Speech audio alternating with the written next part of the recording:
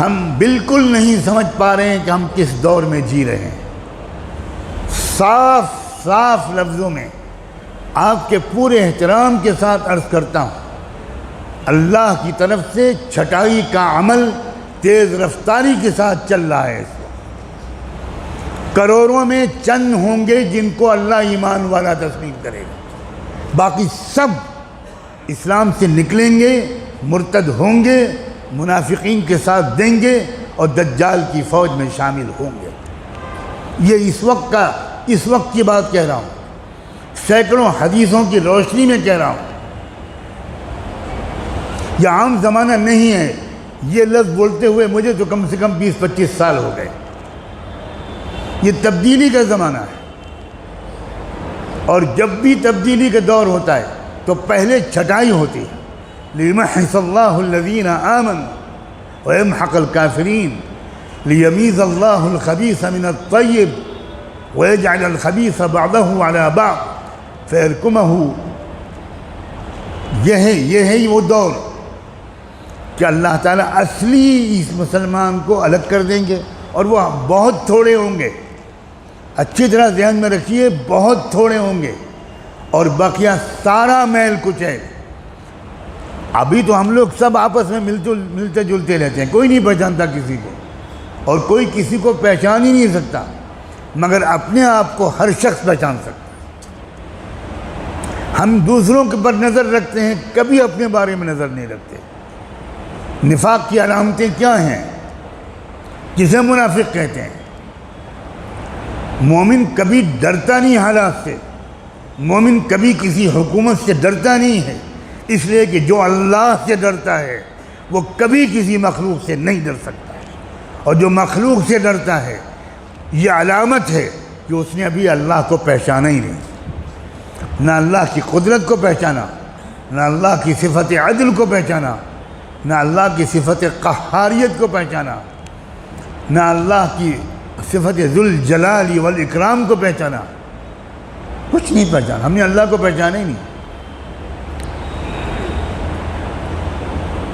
جس کو ہم ایمان کہتے ہیں وہ ایمان نہیں ہے، ایمان کلمہ پڑھنے کا نام نہیں ہے، ایمان توحید و رسالت کا اقرار کرنے کا نام نہیں ہے۔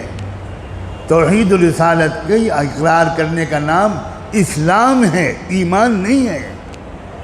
ایمان دل سے اللہ کو اس طرح پہچاننے کا نام ہے جس طرح اللہ کی ذات ہے،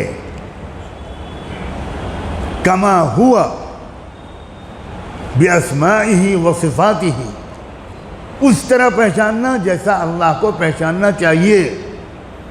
آپ اپنی ماں کے ساتھ بدسلوکی کرتے ہیں، بے ادبی کرتے ہیں، اور کوئی آپ سے پوچھے کہ آپ کی کون ہے، آپ کہیں میری ماں ہے، تو یہ ماں کو پہچاننا ہوا؟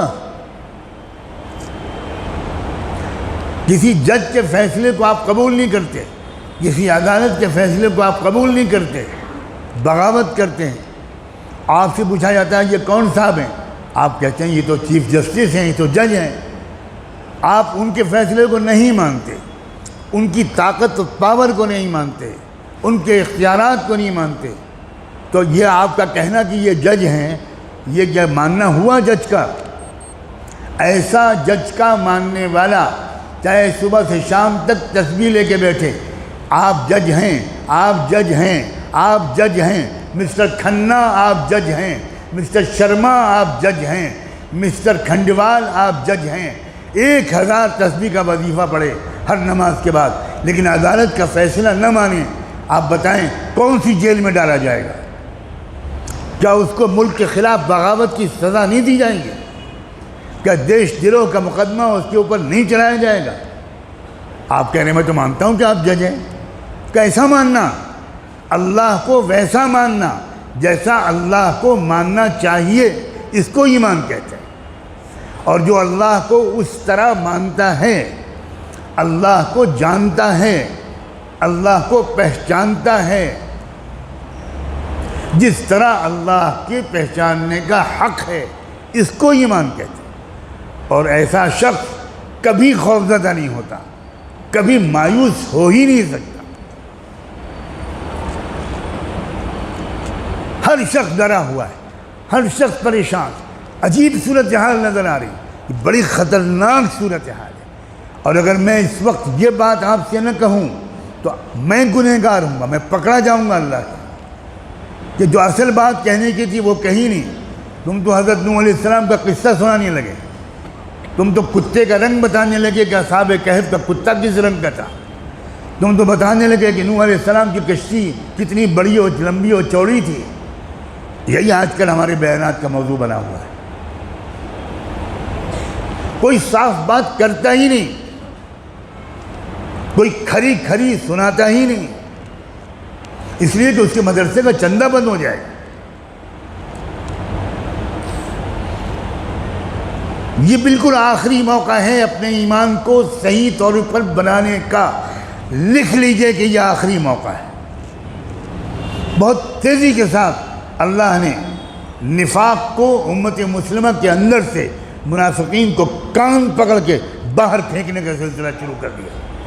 مسلمان حکومتیں مرتد ہو رہی ہیں، مرتد ہو رہی ہیں، میں لفظ بول رہا ہوں مرتد ہو رہی ہیں۔ یہ ارتداد کی وہ لہر ہے جس کو سمجھ ہی نہیں پا رہے لوگ۔